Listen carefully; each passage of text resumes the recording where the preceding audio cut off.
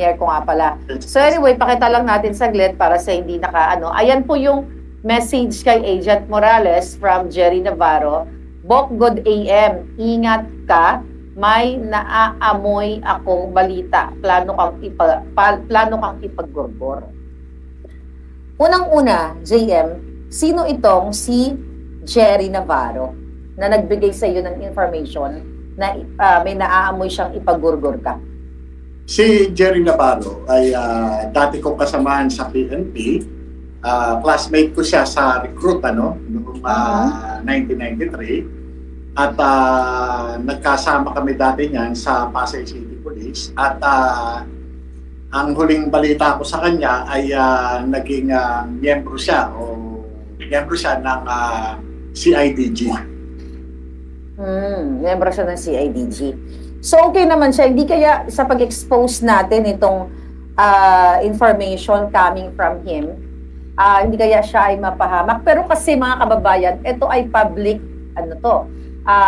interest tong pinag-uusapan natin dahil may isang Pilipino na lumalaban sa mga bangag, katulad mo JM, ay gusto kong ipagurgor. Pareho lang tayo ng sitwasyon. 'Di ba? Pareho tayo na ako rin ay gustong ipagurgor at ikaw ngayon, although alam na natin na ikaw talaga ay gustong ipagurgor. Remember kung babalikan natin nung ikaw ay nung una kong in-expose yung authority to op at ang ano yung isang papel? Yung dalawang document. Preparation report at saka authority to operate at saka memorandum.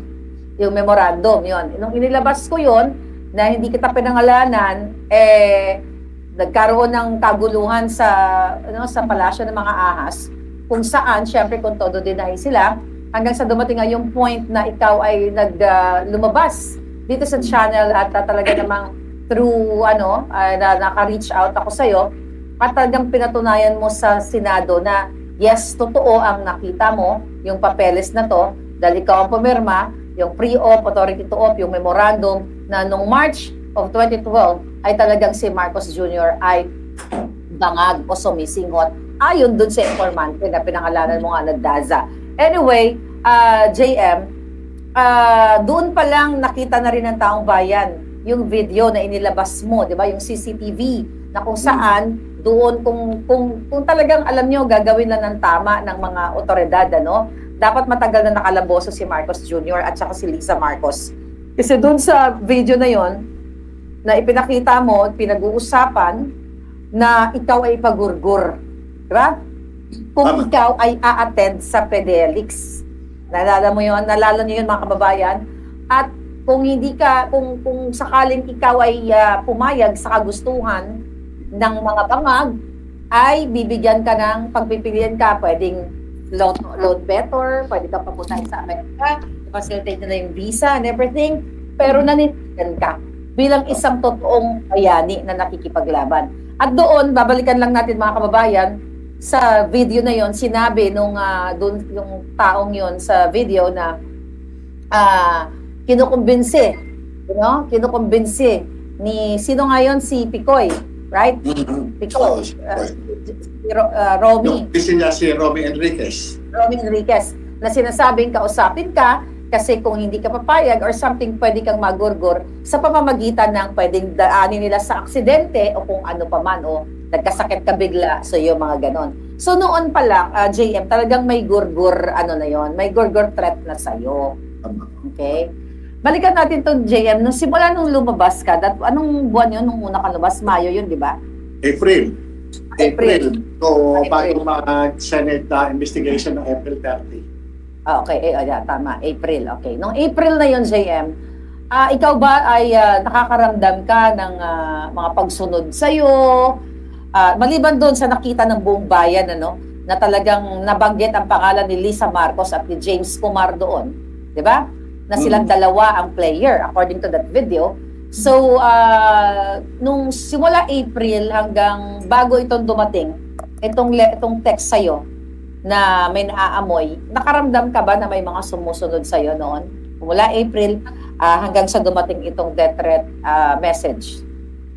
Sa katunayan, talagang consistent, At sa akin naman, ang nasa isip ko dahil nga since na itinuturing tayong kalaban na ng gobyernong Marcos, kaya naging normal na sa akin na ako ay subject ng surveillance.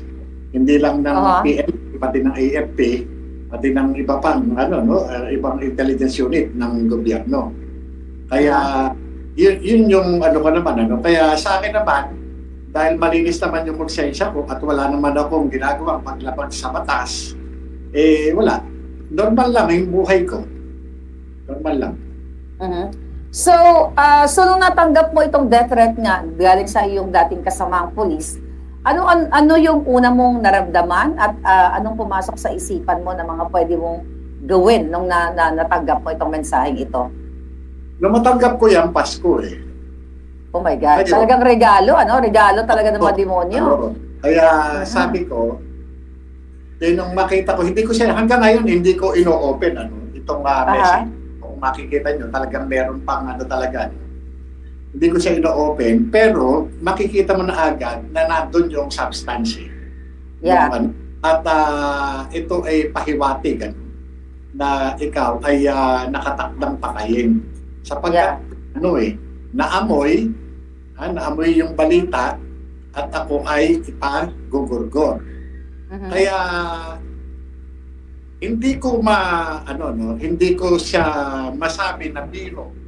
Sapagkat sa isang taong nasa katayuan ko, hindi walang lugar ang salitang biro. Lalo na kapag ang kataga ay gurgor o pagpatay. Plano pagdugo. Kaya kahit na kabats ko yung nagsabi nito, hindi ko maanong biro Kung ito hindi ko maintindihan kung warning or pananakot o anuman. Sapagkat base dun sa pakikipag ko sa kanya, meron siyang mga kwento sa akin na itong si Lisa Marcos ay mayroong parang sabihin nating bata o naging parang tao diyan sa CIDG.